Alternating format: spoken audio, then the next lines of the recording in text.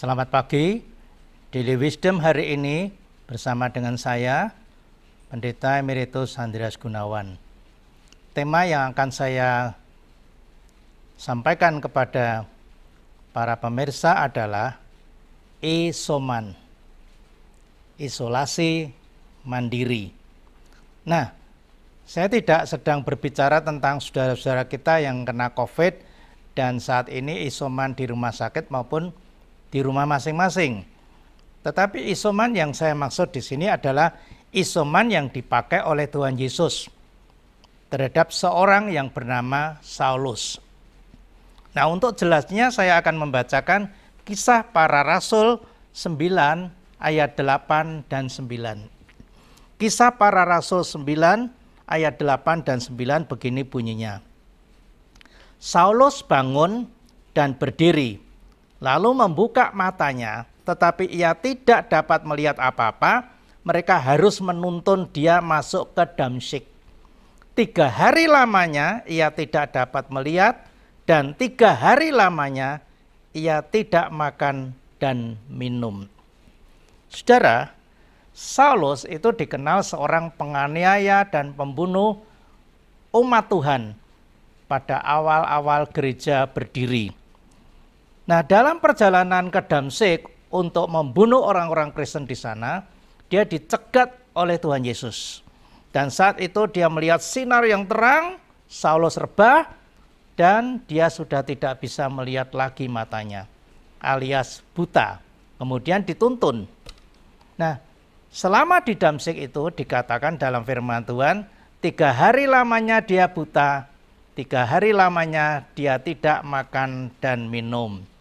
Nah, itulah yang saya maksud dengan isolasi mandiri.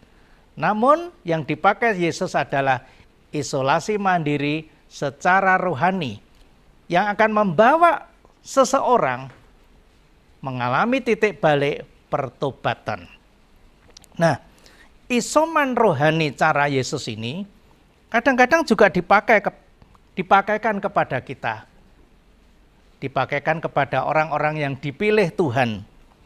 Saudara, isolasi mandiri secara rohani ini biasanya Yesus pakai untuk memperingatkan mereka yang selalu hidup jauh dari Tuhan, hidup dalam dosa, supaya segera bertobat.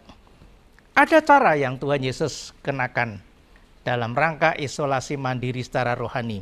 Yang pertama, Tuhan datang sendiri jikalau kita menunda-nunda bertobat.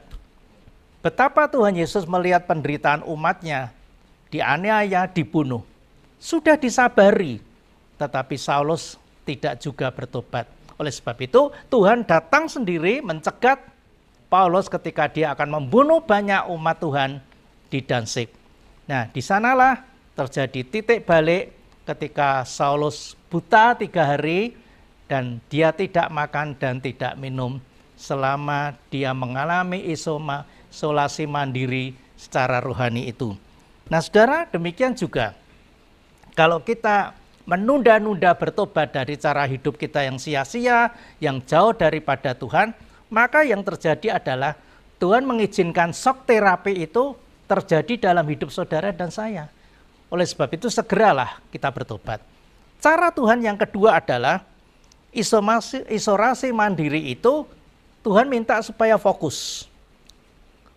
Itulah sebabnya mengapa Saulus dibuat buta, supaya di dalam kebutaan itu dia merindukan terang.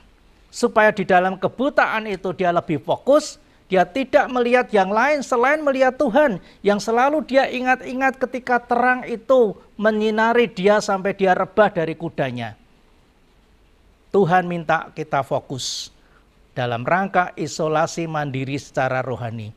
Supaya dengan demikian kita menemukan titik balik sadar untuk kembali bertobat. Tidak hanya sesaat tetapi betul-betul tobat. Bukan tobat kemudian kumat. Bukan sembuh tetapi kemudian kambuh. Bukan. Dan yang terakhir, Tuhan ubah yang biasa menjadi luar biasa. Saudara, 3 hari tidak makan dan tidak minum. 3 hari tidak makan dan tidak minum. Saudara tahu, dan makan minum itu adalah hal yang biasa. Kita sebagai manusia yang masih hidup selalu makan dan minum. Tetapi Tuhan mau supaya selama 3 hari tidak makan, tidak minum itu diubah menjadi luar biasa. Buktinya setelah Saulus mengalami titik balik, dia tidak lagi menjadi pembunuh orang Kristen. Dia namanya berubah menjadi Paulus dan menjadi penginjil yang besar dengan surat-surat yang dikirimkan kepada jemaat-jemaat yang dilayani dan yang pernah dilayaninya. Saudara, isolasi mandiri secara rohani itu penting dan perlu untuk kita semua yang sampai hari ini masih memendam dosa dan masih menunda-nunda untuk bertobat. Isolasi mandiri secara rohani membuat hidup kita menemukan jati diri sebagai orang berdosa yang perlu bertobat. Amin. Tuhan memberkati saudara.